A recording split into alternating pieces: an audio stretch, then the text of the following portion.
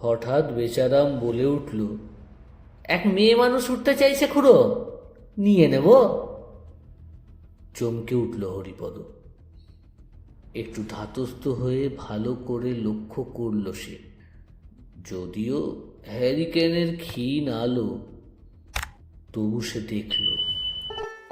চিলেকোঠার গল্প থেকে আজকের গল্প বিনোদিনীর পথ।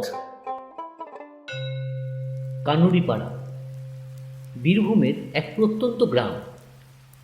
সেই গ্রামের মুখে পাকা রাস্তার ধারে পুরনো চায়ের দোকান। বর্ষাকাল, বাইরে ঝিরিঝিরি বৃষ্টি পড়ছে। দোকানের ভেতরে কজন তরুণ বসে চা খাচ্ছে। তাদের মাঝখানে বসে আছেন দয়ানন্দ বিশ্বাস। গ্রামের ৮ থেকে ৮০ সকলের দয়াদা। গ্রামের প্রবীণতম মানুষ, তার বয়স প্রায় ৮০ ছুঁই ছুঁই। কিন্তু তাতে কি, শরীর এখনো সতেজ।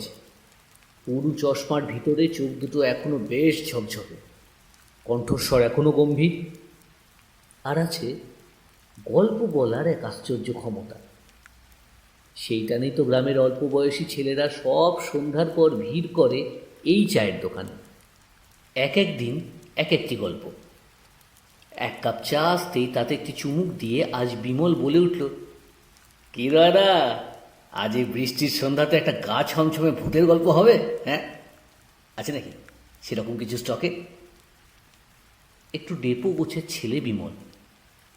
দয়াদা হেসে বললেন,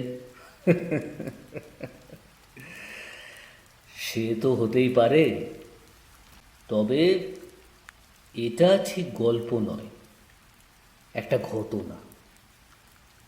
আমি নিজে দেখেছি। তোরা হরিপদ চৌধুরীর কথা শুনেছিস? এবার সুমন বলে উঠল, হ্যাঁ দাদা, বাবার থেকে শুনেছি আমাদের এই কানুরিপাড়ার রাস্তা দিয়ে নাকি সন্ধ্যার পরে ইলিশ মাছ নিয়ে ফেরে না কেউ। কথাটা সত্যি নাকি? এবার বিমল বলল, কেন দাদা, ভূতে খেয়ে দেয় বুঝি? দয়াদা বিমলের কথায় কান না দিয়ে একটু থেমে শুরু করলেন, আজ তোদের সেই পুরনো ঘটনাটা বলি, চল। তবে সাহস থাকলে তবে। আর মনে রাখিস, অভিশাপ কিন্তু ঘুমিয়ে থাকে, মরে যায় না কখনো। সবাই সম্মতি জানিয়ে চুপ করে থাকল। আর দয়াদা শুরু করলেন, 1960 সালের কথা। আমার বয়স তখন ওই 12-13, আর হরিপদ চৌধুরী ছিল 60 ছুঁই ছুঁই এক ভদ্রলোক। আসানসোল শহরে ছোটোখাটো চাকরি করত। সপ্তাহের শেষে বা বিশেষ করে মাইনের দিনে হরিপদ গ্রামের বাড়ি ফিরত। বাড়িতে বছর 85 বৃদ্ধা মা আর স্ত্রী। 2 মেয়ের বিয়ে হয়ে গিয়েছিল আগে। যখনই বাড়ি ফিরত, সে প্রতিবার কিছু না কিছু হাতে করে নিয়ে আসত। সেই দিনও ছিল এমনই এক বর্ষার সন্ধ্যা, ঝিরঝিরে বৃষ্টি। হরিপদ যখন ট্রেন থেকে নামল, তখন সবে সন্ধ্যা নেমেছে। সেদিন আবার সে আসানসোল বাজার থেকে কিনে এনেছিল একজোড়া ঝকঝকে ইলিশ। স্ত্রী বলেছিল, এবার ইলিশ না আনলে আর কথা বলবে না। স্ত্রীর আবদার ফেলতে পারেনি হরিপদ। স্টেশন থেকে বেরিয়ে গরুর গাড়ি ধরেছিল হরিপদ। গাড়োয়ান বেচারাম তার পূর্ব পরিচিত। তখন এই রাস্তা ছিল শুধু কাঁচা পথ, চারপাশে বাঁশবন আর শাল গাছ। রাস্তায় আলোও নেই। সন্ধ্যা নামলে গা ছমছম করত। তার ওপর খালের আগেই রাস্তা শেষ। খালের ওপর একটা বাঁশের তৈরি সেতু। গরুর গাড়ি পেরোতো না। ওটা পেরিয়ে বাকি পথটুকু পায়ে হেঁটেই আসতে হতো সেই সময়। গরুর গাড়ি চলতে শুরু করলো। স্টেশন পেরিয়ে কিছুটা এগোতেই অন্ধকার রাস্তা, ঝিরঝিরে বৃষ্টি। আলো বলতে গরুর গাড়িতে ঝোলা একটা পুরনো হেরিকেন, যেন এক মায়াবী রহস্যময় গা ছমছমে পরিবেশে অন্ধকার রাস্তা দিয়ে এগিয়ে যাচ্ছে হরিপদ আর বেচারাম। হঠাৎ বেচারাম বলে উঠল, এক মেয়ে মানুষ উঠতে চাইছে খুড়ো, নিয়ে নেব? চমকে উঠল হরিপদ। একটু ধাতস্থ হয়ে ভালো করে লক্ষ্য করল সে। যদিও হ্যারিকেনের ক্ষীণ আলো, তবু সে দেখল। দেখতে বেশ অদ্ভুত। চোখ ফ্যাকাশে, চুল এলোমেলো, গায়ে লাল ময়লা শাড়ি, মুখে অদ্ভুত হাসি। তবুও চেনা চেনাই লাগছিল হরিপদর। হয়তো তাদেরই গ্রামের বা পাশের গ্রামের কেউ হবে। বেচা, নিয়ে নে। এত রাত, আবার বৃষ্টিও পড়ছে, আর কিছু পাবে না তো ফিরবার। একা মহিলা, নিয়ে নে। গরুর গাড়ি আবার চলতে শুরু করলো। বৃষ্টি থেমে গেছে। চারিদিক নিস্তব্ধ, শুধু ঝিঁঝি পোকার ডাক। নিস্তব্ধতা ভেঙে হরিপদ মেয়েটিকে জিজ্ঞেস করল, তুমি কোন বাড়ির মেয়ে গো? বাবার নাম কি? এত রাতে একা ফিরছ? মেয়েটি উত্তর দেয় না, শুধু একটু হেসে বলল, ইলিশ কিনছ বাবা? বড় গন্ধ পাচ্ছি, অনেকদিন মাছ খাই না। হরিপদ হেসে বলেছিল, বাড়ি নিয়ে যাচ্ছি মা, রান্না হবে। তোমার বাড়ি কোথায় আমাকে বলো, আমি কাল তোমায় একটু দিয়ে আসবো না হয়। এই পর্যন্ত স্বাভাবিক, কিন্তু তারপর গরুর গাড়ি থামল খালের ধারে। খাল পেরিয়ে বাকি পথ হেঁটে যেতে হবে। হরিপদ নামল, মেয়েটিও নামল। বাঁশের সেতু পার করে তারা হাঁটতে হাঁটতে গ্রামের দিকে এগোলো। এই পথ ধরেই। বৃষ্টি থেমে গেছিল আগেই, এখন মেঘও সরে গেল, অন্ধকার কমে এলো, বাতাস থমথমে। আর চাঁদের আলোতে হরিপদ খেয়াল করল মেয়েটির ছায়া নেই। আর হাঁটার শব্দ না, তাও তো নেই। যেন সে মাটি ছুঁচ্ছেই না।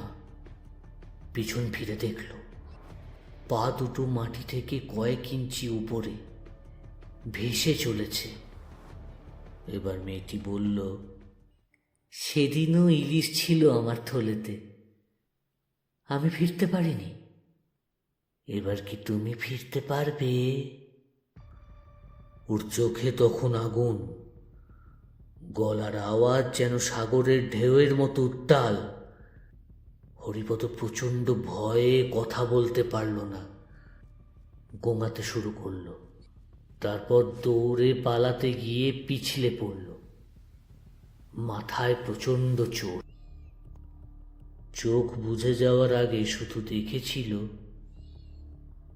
মেয়েটি তার দিকে এগিয়ে আসছে, মুখে সেই একই ঠান্ডা অথচ ক্ষুধার্ত হাসি। হরিপদ আর বাড়ি ফেরেননি। গ্রামের কিছু লোক পরের দিন খালের ধারে তার মৃতদেহ পায়। থলে ছিল, কিন্তু তাতে কোনো ইলিশ ছিল না। পুলিশের রিপোর্ট, দুর্ঘটনা। কিন্তু যারা জানে তারা জানত ওটা বিনোদিনীর পথ। কিছুক্ষণ সবাই চুপ। নিস্তব্ধতা ভাঙল বিমলের কথায়। বিনোদিনী কে দয়াদা? দয়াদা হাতের চায়ের ভাঁড়টা ফেলে দিয়ে আবার শুরু করল। সে অনেক পুরনো দিনের কথা, আমার ঠাকুরদার মুখে শোনা। বিনোদিনীর বিয়ে হয় আমাদেরই পাশের কোনো এক গ্রামে। বিয়ের পর বাপের বাড়ি থেকে যৌতুকে পাওয়া মাছ নিয়ে ফিরছিল সে। ইলিশ তার বড় প্রিয়। কিন্তু ঘাট পেরোনোর সময় গরুর গাড়ির চাকা পিছলে যায়, গরু বেঁচে যায়, গাড়োয়ানও বেঁচে যায়, কিন্তু বিনোদিনী ডুবে যায় খালের জলে মাছের থলে নিয়েই। সবাই বলে মৃত্যুর আগে পর্যন্ত তার হাতেই সেই থলেটা ধরা ছিল। তখন থেকে যতবার কেউ ইলিশ মাছ নিয়ে সেই রাস্তা ধরে ফেরে, বিনোদিনী নেমে আসে তার অসম্পূর্ণ খিদে নিয়ে।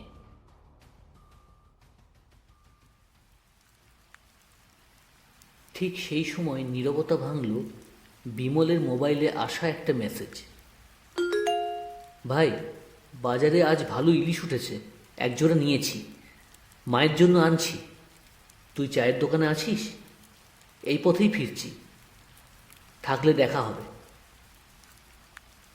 সুমন বলল, কে মেসেজ করলো রে বিমল? বিমলের হাত মুখ সব ঠান্ডা হয়ে গেল, কথা বলতে পারল না। মোবাইলের স্ক্রিনটা ঘুরিয়ে দেখালো সকলকে। স্ক্রিনে লেখা হরি।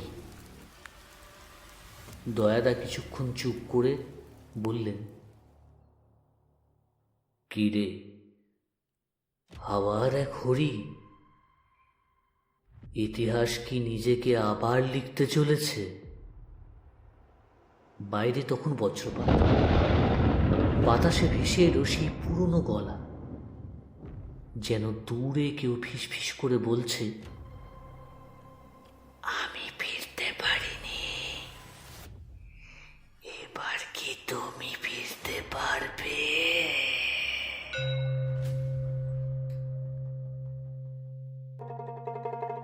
শুনলেন বিনোদিনীর পথ। গল্পের মূল ভাবনা সাত্ত্বকী, গল্প পাঠে সমী। দেখা হবে আরেকটি আসরে চিলেকোঠার গল্প থেকে। চোখ রাখুন, লাইক ও সাবস্ক্রাইব করুন আমাদের ইউটিউব চ্যানেল চিলেকোঠার গল্প ঠেক।